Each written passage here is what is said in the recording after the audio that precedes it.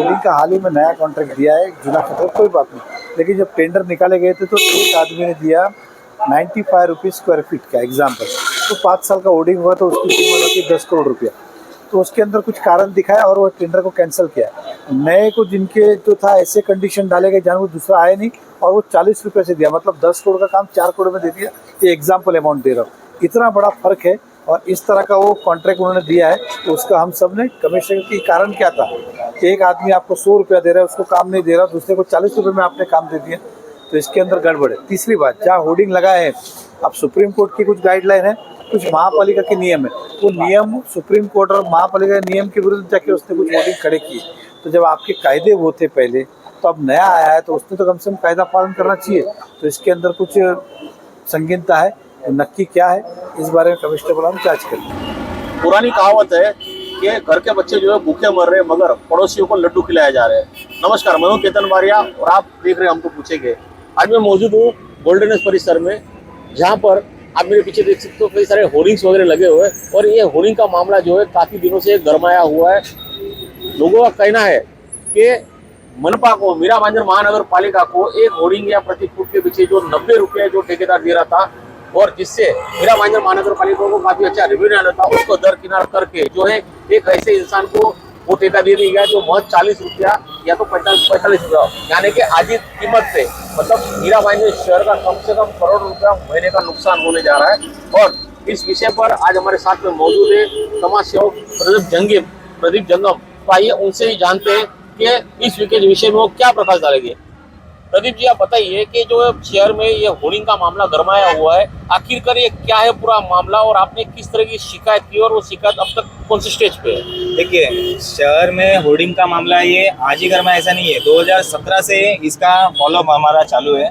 शहर में कम से कम 135 ऐसे होर्डिंग्स है जो इलीगल थे और कम से कम 52 से 53 करोड़ रुपया बाकी था। 2017 से 18 से 19 से हम लोग लगातार उसके लिए आंदोलन करते हुए थे। ये भी अभी आप होर्डिंग अगर देखेंगे तो अगर हम लोग पासपोर्ट के लिए एप्लीकेशन करते हैं तो अप टू डेट डॉक्यूमेंटेशन नहीं रहेगा तो पासपोर्ट नहीं मिलता है, लेकिन इतने बड़े बड़े होर्डिंग्स के लिए एनओसी लगती है, स्ट्रक्चरल रिपोर्ट लगता है, जमीन मालिकी की चाहिए, कलेक्टर का परमिशन से लेके महानगर पालिका परमिशन से लेके सुप्रीम कोर्ट की गाइडलाइन से, इनको सबको मद्देनजर रखते हुए होर्डिंग्स खड़ी की जाती है। लेकिन ये जितने भी मीरा भाईंदर शहर के होर्डिंग्स है, आज के डेट में सॉल्यूशन एडवर्टाइजिंग जो थाना बेस्ड कंपनी है, उनको 10 साल के लिए पीओटी के मार्फत इनको एक टेंडर दिया हुआ है, जिसमें यहाँ के जितने लोकल जो ठेकेदार थे उनके रेट हाई होने के बावजूद भी, मतलब पर फुट अगर 80 रुपया है तो पर फुट इनको 40 रुपये से पास करके दिया है। मतलब आप समझ सकते हैं कि महानगर पालिका ऑलरेडी लॉस में है, ऑलरेडी 500 करोड़ के कर्जे में डूबी हुई है, लेकिन फिर भी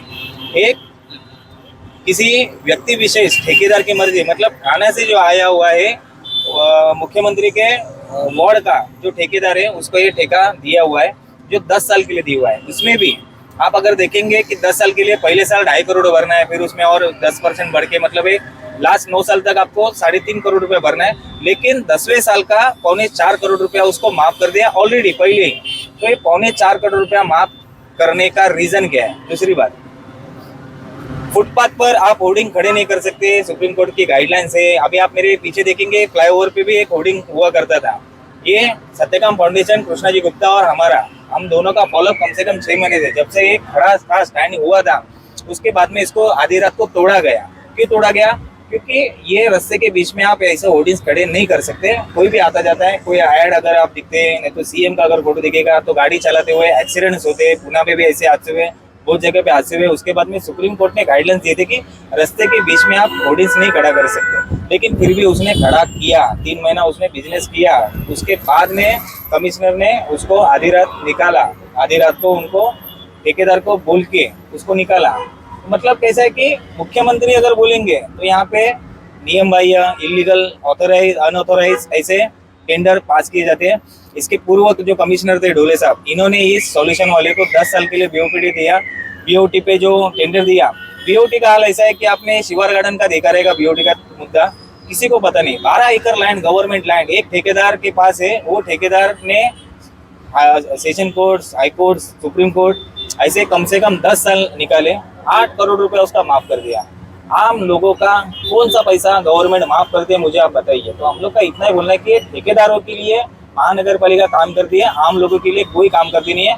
आज शहर में एजुकेशन के लिए कोई फैसिलिटी नहीं है। आज हमारे बच्चे मीरा भाईंदर छोड़ के बाहर एडमिशन लेने जाते हैं, लाखों रुपए डोनेशन भरते हैं।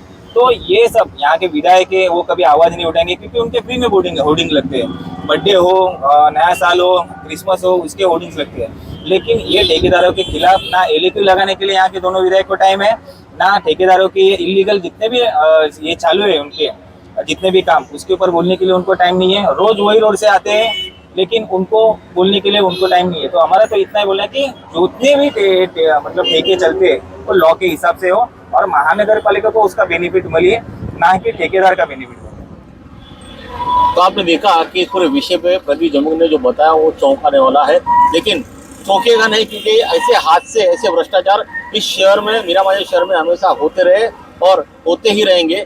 इस पूरे विषय पर हमारे साथ में एडवोकेट कृष्णा गुप्ता, आइए उनसे भी जानते हैं कि कायदे के अनुसार इसमें क्या क्या गलतियां हुई है, किस तरह के भ्रष्टाचार हुए। कृष्णा जी, आप बताइए कि कायदे की दृष्टि से जो है इसमें क्या क्या भ्रष्टाचार हुआ है और इसमें क्या होना चाहिए, क्या नहीं हुआ।